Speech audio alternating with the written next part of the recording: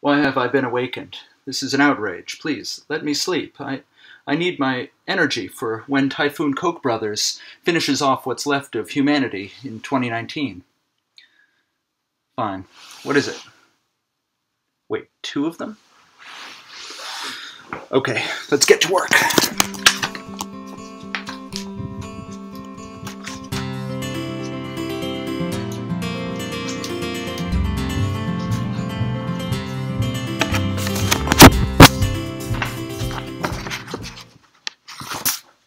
For years, scientists have wondered what kind of music would happen if Willie Nelson undid his braids and joined them together into one fiery, sensual ponytail straight down his spine. Well, in just a few hours, we will discover the meteorological equivalent when the left braid, a massive, low-pressure system right now in the Ohio Valley called Winter Storm Juno, merges with the right braid, a post-tropical depression currently developing off of North Carolina.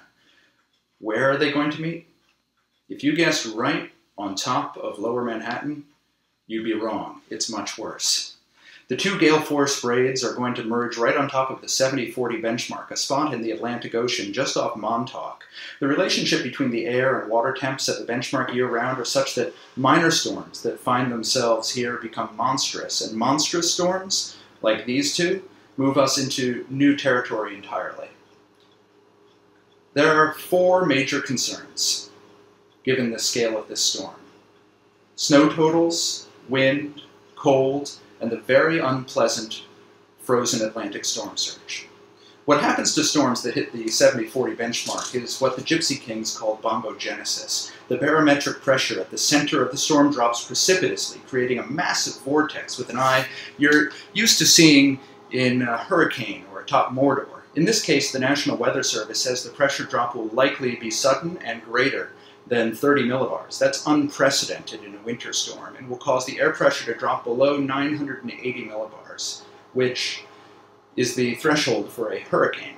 I think the air pressure drop will be slightly less pronounced, but enough to create sustained tropical storm winds.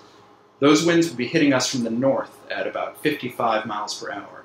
It'll be about 20 degrees until it all ends on Tuesday, and the wind chill should be well below 0. That means if you, like me, dress up in nothing but a crepe paper snowflake costume to perform an outdoor ritual to appease the snow gods angered by the Weather Channel's apocryphal new naming system, you should limit your time in between doing shots.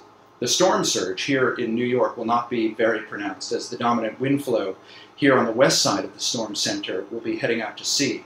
In eastern New England and Boston, where the wind will be coming up from the ocean, there could be surges in excess of 3 feet. There are several weather modeling projections available to people tracking the storm, the main ones being the GFS, the NAM, the Canadians, and the Euro model. The Euro model has been an outlier throughout the run-up to this event, predicting absurd amounts of snow, like someone hit the Option Snow instead of Control-Alt-Snow buttons on the predicting machine. And everybody was like, no, we know the Euro was right about Katrina and right about Sandy, when everybody else was like, no problem, little rain, we got this. Well, in the last 12 hours, everybody has been like, oh, crap, the Euro model is right again. The Euro model is calling for 1 to 2 inches of liquid precipitation during this event, which sounds like nothing.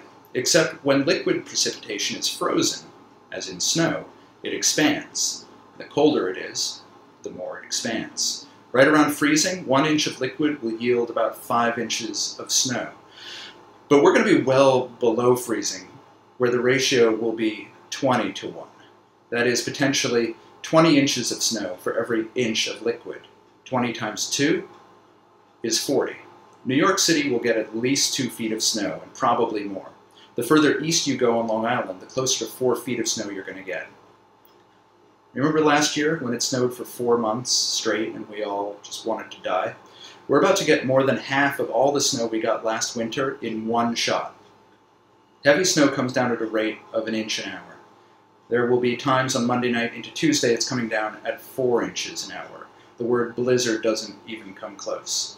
There's not a lot that can be done beyond getting ready to not go anywhere for a while. It's a useful primer for understanding late capitalism. But here, if you need some extra help, are some snow hacks from all of us here at the Accu Center.